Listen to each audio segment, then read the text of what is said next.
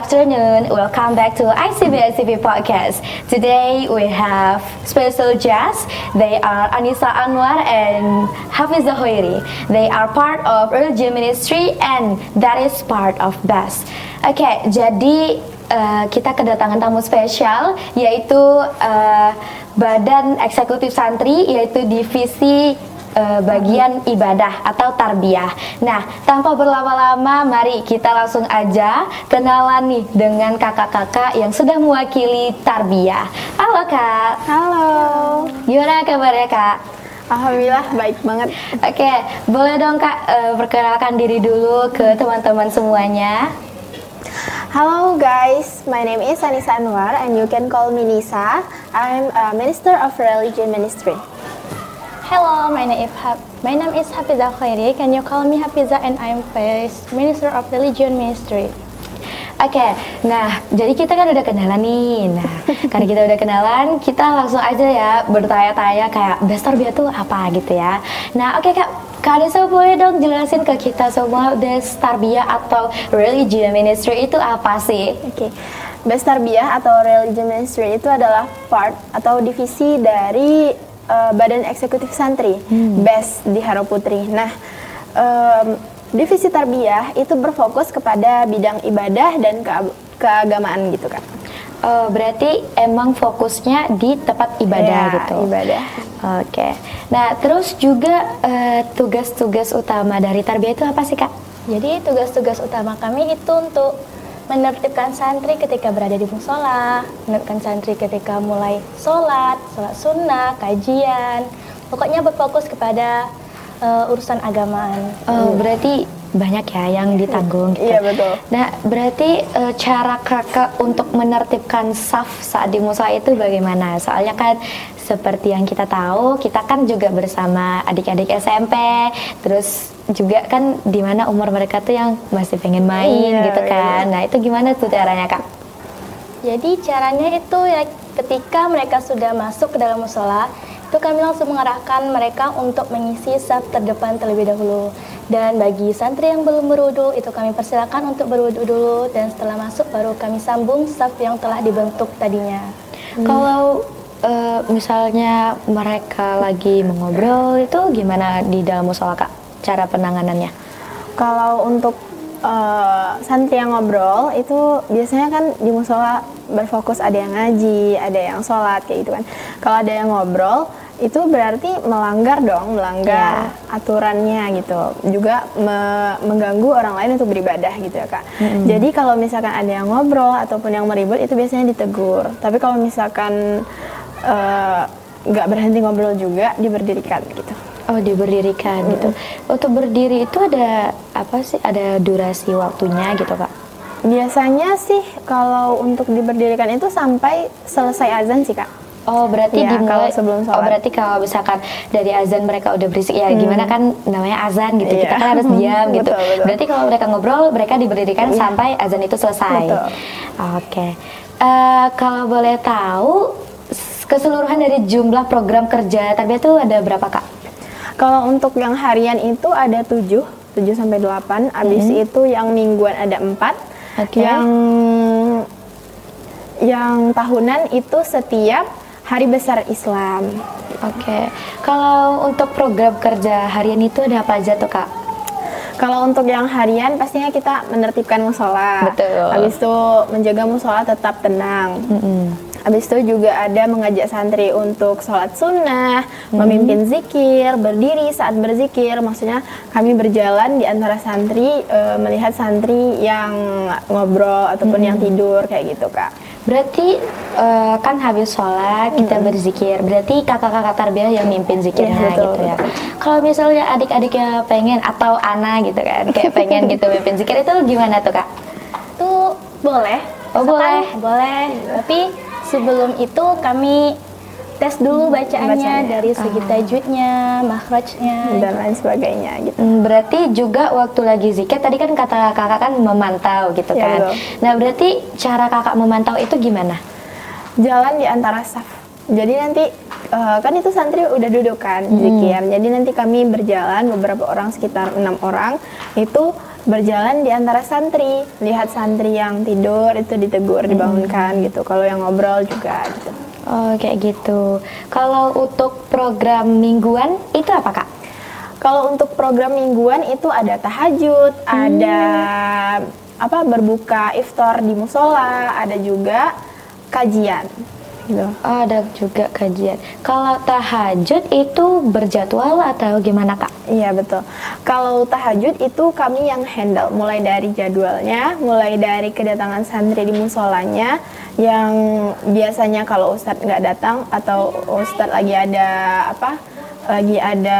Urusan gitu. Jadi kami yang imam gitu. Oh, itu gimana, Kak? Semua santri di dalam satu hari atau gimana sistem dari tarbiyah? Kalau dalam seminggu itu kami punya 4 hari untuk jadwal sholat tahajud, Kak. Masya Dimulai dari Allah, banyak Selasa, ya. Rabu, Jumat, dan Sabtu. Nah, Oke. di hari Jumat itu kita baru seluruh santri. Tapi kalau misalkan di hari yang 3 hari yang lain, itu per komplek, Kak. Per komplek. Berarti semuanya ada bagian masing-masingnya Iya, gitu betul. ya. Terus kalau untuk yang itu buka puasa bersama itu khusus Ramadan atau gimana? Jadi kalau untuk berbuka puasa kan kita ada puasa sunnah ya, Senin Oh, sama oke. Kamis gitu. Jadi nanti kita berbukanya buka bareng di musola gitu. Oh, Nanti, berbuka puasa bawa bersama. minum, bawa kurma. Oh, gitu. Oh, berarti emang udah disediakan kurma juga. Iya, betul. Itu dari bagian catering biasanya. Oke. Terus juga program tahunannya apa sih, Kak? Contoh dari program tahunan itu ada dari tarbiyahnya itu ada gema takbiran, ada gema sholawat. Nanti saat bulan Ramadan ada kita menertibkan pas sholat tarawih, tadarus, membangunkan sahur dan lain sebagainya. Dan itu tahunan itu dilaksanakan pada hari-hari besar Islam, Kak. Seperti itu. Di hari-hari besar Islam. Nah, kemarin kan kita Ramadan nih di Iya, sini. betul. Gitu. Gimana? Hektik nggak, Kak? Lumayan, tapi seru. Seru banget Iya, ya. seru banget. Itu gimana sih cara kakak-kakak untuk mengisi kegiatan waktu kosong pas Ramadan? Kan pasti waktu Ramadan aktivitas-aktivitas yang di sekolah itu kan agak dikurangi gitu Iya, ya. betul. Nah, dan berfokusnya lebih banyak di ibadah, di mana itu tanggungannya lebih banyak di tarbiyah Tarbiyah. dong gitu. Nah, itu gimana cara mengisi waktu kosongnya itu, Kak?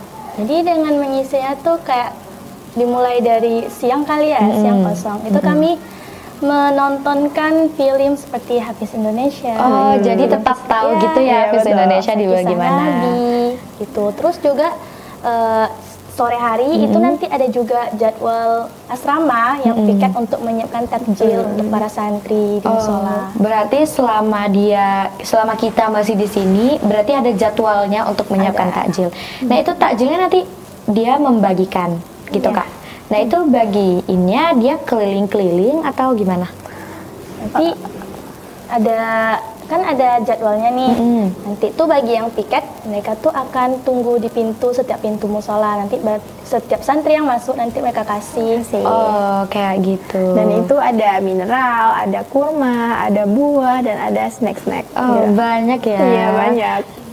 Terus juga selama di periode ini di tahun 2025-2026 nih, keseluruhan jumlah anggota tarbiyah itu ada berapa?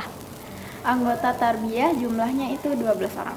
12 Tahun ini. orang. 12 orang untuk tahun ini. Banyak ya, guys. Terus juga dari segala program kerja, dari program harian, mingguan, tahunan, yang rasanya berat gitu, itu apa sih program kerjanya yang kayak kita tuh udah berusaha 12 orang ini udah bekerja sama biar kita tuh programnya lancar gitu. Betul. Cuman kayak agak sulit gitu tercapainya. Itu apa tuh, Kak? Itu untuk programnya biasanya untuk mengheningkan musola. Jadi karena kita rame kali ya, plus juga karena cewek, Iya, cewek yang juga. suka ngomong, Masih gitu banyak kan, juga sering anak-anaknya. cerita. Itu untuk mengheningkan musola itu tuh kayak susah banget gitu. Mereka bisa hening pas mungkin waktu azan, itu mereka harus hening. Harus hening. Dan juga tadi kan Kakak ada mengajak untuk beribadah yang sunnah gitu. Nah, berarti itu ada sholat qobliyah dan Dan ba'diyah. ba'diyah. Nah, cara mengajak adik-adiknya itu gimana, Kak? Jadi nanti kan ada yang piket nih yang di depan, yang megang mikrofon. Nanti pas selesai azan, nanti yang berada di depan itu akan ngajak santri, ayo berdiri lagi. Adik-adik kita sholat sunnah qobliyah, kita sholat sunnah ba'diyah. Kalau misalnya mereka pas sholat ba'diyah nih wudhunya batal, itu gimana Kak? Kalau misalnya wudhunya batal, dan itu mungkin kita tahu lah kali ya dari raut mukanya gitu. Kalau misalnya raut mukanya tuh meyakinkan kita kalau dia itu batal, berarti kita nggak apa-apa, duduk aja. Tapi kalau misalkan biasanya sebelum kita mengajak santri untuk sholat ba'diyah, itu kita tanya dulu yang batal silakan berdiri, yang merasa batal silakan berdiri, biar kita tahu siapa yang batal, siapa yang enggak. Dan yang batal itu biasanya kita suruh ulang wudhu lagi gitu. Tapi kalau misalkan tidak ada yang berdiri, berarti mereka nggak batal dong gitu, dan semuanya harus sholat sunnah ya, kayak gitu ya. Terus juga selain dari sholat 5 waktu, terus ada tahajud juga, ada kegiatan apa lagi sih Kak di musola? Itu piket musola Kak. Piket musola. Piket musola itu gimana Kak? Jadi piket musola ini kita bikin jadwalnya itu biasanya per asrama, per pembina gitu. Jadi nanti mereka yang bertanggung jawab seharian penuh untuk kebersihan musola. Mau itu sholat subuh, sholat zuhur, sholat asar, maghrib dan isya, seperti itu. Oh, berarti setiap selesai sholat mereka piket gitu ya? Tergantung Kak, kalau misalkan kotor atau berantakan itu mereka piketkan, tapi Bestabiah yang di depan pasti selalu mengingatkan untuk yang piket untuk membersihkan musola kayak gitu. Berarti ini juga melatih bertanggung jawab juga betul. ya, melatih disiplin juga. Terus apa sih cerita senang, suka, dukanya dan sedihnya menjadi Bestabiah? Kakak dulu? Boleh siapa dulu? Mungkin dari senangnya kali ya. Dari senangnya gimana? Dari senangnya tuh ketika kita mengajak nih kan, misalnya kita mengajak untuk sholat sunnah, terus mereka dengan semangat gitu, dengan khusyuk mereka lakukan sholat sunnah itu kita ada kebahagiaan tersendirinya gitu. Terus juga mungkin ketika mereka semangat untuk mengisi saf terdepan, itu kita kayak bangga gitu. apresiasi. Jadi kayak kita juga nggak terkuras tenaganya lebih banyak gitu ya. Terus juga kalau cerita dukanya apa Kak? Kalau cerita dukanya mungkin ini ya, karena cewek kali suka cerita-cerita, jadi kalau untuk mengheningkan musola tuh kayak butuh effort banget. Belum lagi kalau mereka yang udah berlarut banget ya di ceritanya. Ceritanya itu. Kalau Kak Anissa? Kalau Ana mungkin cerita lucu ya. Ya, Kalau apa tuh? misalkan kita lagi berdiri atau lagi berzikir gitu, nanti kita keliling itu pasti ada santri yang ngantuk, yang sampai Iya, gitu. udah gini-gini. Jadi pengen ketawa tapi harus ditahan gitu ya karena kan. kita Harus juga harus jaga profesional image gitu ya. Harus profesional. Nah, tapi nanti kalau yang ngantuk itu biasanya nggak terlalu ditegur banget karena itu lumrah ya, fitrah. Jadi paling kita negurnya atau memberdirikan yang ngobrol atau yang nggak baca gitu Kak. Nah itu kalau kan kayak ada memberdirikan gitu, kan juga ada piket nih. Kalau misalkan piket itu tidak terlaksana dalam satu hari itu, apa sih konsekuensi dari kamar yang bertanggung jawab? Itu piket musola itu mereka yang bertanggung jawab. Kalau misalkan sekiranya tidak bersih, bisa aja mereka ngulang lagi untuk esok hari seharian. Oh, ngulang lagi gitu. Dan kalau besoknya nggak bersih lagi, ngulang lagi gitu. Ya, pokoknya sampai Capek ya. bersih. Jadi yang piket-piket di musola ini harus bersih, harus bersih. Terus kan ini kita ada sholat 5 waktu dan setiap 5 waktu ini harus selalu menenangkan, mengheningkan musola. Nah, di antara sholat 5 waktu ini di bagian mana sih yang mereka tuh emang ngobrol besar banget gitu, ya. kayak emang susah, kita udah ngebilangin, udah samperin, kayak mereka juga gak mau. Itu tuh di waktu sholat apa Kak? Kalau itu biasanya sholat zuhur, sholat asar, sama sholat isya. Karena habis halakoh kan pada bubar, itu ada aja ceritanya. Zuhur itu mungkin pulang sekolah, jadi cerita mereka juga banyak gitu ada ya. cerita baru gitu. Kalau asar juga karena masih siang kan, jadi mereka biasanya ribut di waktu-waktu kayak gitu. Mungkin asar nih karena habis tidur siang ya, jadi energinya udah kembali tuh. Iya, Kayak, tau nggak hari ini ya nah gini. Mungkin kayak gitu ya. Nah, terus juga dari pengerjaan program tahunan. Nah, suka dukanya tuh apa sih? Kalau dari program tahunan itu banyak sukanya, apalagi di bulan Ramadan. Walaupun kita di sini, tapi kita merasa happy karena di sini pasti ada aja kegiatan. Misalnya tarawih bareng teman kan vibes-nya beda ya kan Kak, lebih seru gitu. Lebih Pasti seru. ada cerita baru. Nanti malamnya itu ada kajian dan juga ada tadarus.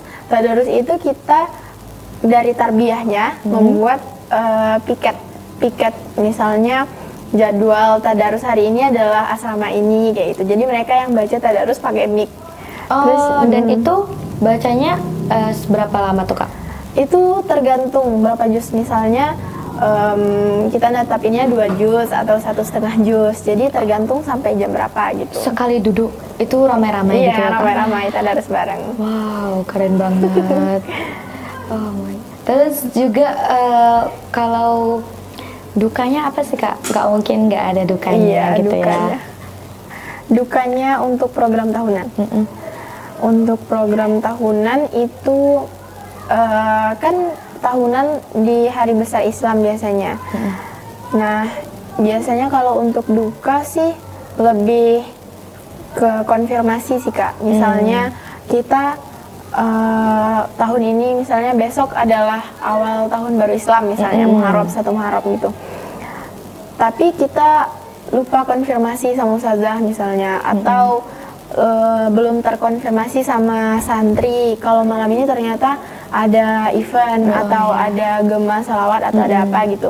Jadi karena kurang konfirmasi jadinya agak sedikit buyar kayak gitu atau santrinya jadi kurang persiapan seperti itu Kak. Biasanya kalau lomba-lomba Tarbiyah sendiri punya perlombaan nggak untuk para santri? Biasanya kalau lomba-lomba hari besar ya, itu kami mengadakannya untuk seluruh BES, biasanya dari seluruh BES. Oh, jadi seluruh BES bekerja sama gitu ya? betul. Berarti nggak Tarbiyah sendiri. Nah, kemarin juga kan kita Idul Adhanya di sini nih.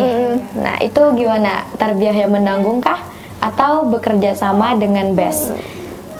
Jadi kalau untuk Idul Adha, mungkin karena sholat ini ya, sholat Id gitu. Sholat Id itu masih dalam naungan tarbiyah untuk merapikan saf, menertibkan santri, apalagi sholatnya di outdoor. Oh iya. Jadi agak lebih ekstra gitu ya untuk merapikannya, menertibkannya. Tapi kalau untuk kegiatan-kegiatannya, kayak untuk lomba-lomba, itu kami bekerja sama dari seluruh BES. Itu gimana Kak? Jam berapa kemarin persiapan untuk sholat Idul Adhanya? Itu jam 6:30 kami udah standby. 6:30 udah standby. Dan itu sholatnya di mana? Outdoornya di mana tuh Kak? Di lapangan sekolah. Di lapangan sekolah. Aduh, oh my god. Pasti itu kayak hektik banget ya. Di musola aja udah gimana gitu. Ini di outdoor pula. Tapi karena masih pagi, jadi di sini masih sejuk. Ya, karena kita dekat lembah-lembah ya guys. Nah, berarti itu waktu Idul Adha emang lumayan ya, lumayan berat ya, agak berat dikit karena ini kayak setelah bertahun-tahun gitu. Nah ini kita Idul Adha lagi di sini. Gitu. Iya betul. Oke, karena kita udah di penghujung waktu nih, boleh dong untuk kakak-kakak Tarbiyah memberikan pesan dan kesannya kepada teman-teman semuanya. Boleh dari Kak Anissa Anwar dulu. Pesannya dari kita untuk seluruh santri tetap dijaga ibadahnya. Kita harus sama-sama memperbaiki diri karena ibadah ini bukan semata-mata untuk kami, tapi kami mengingatkan untuk antuna semuanya untuk meningkatkan lagi dan menjaga ibadah kita bareng-bareng. Kalau dari Kak Afizah ini gimana?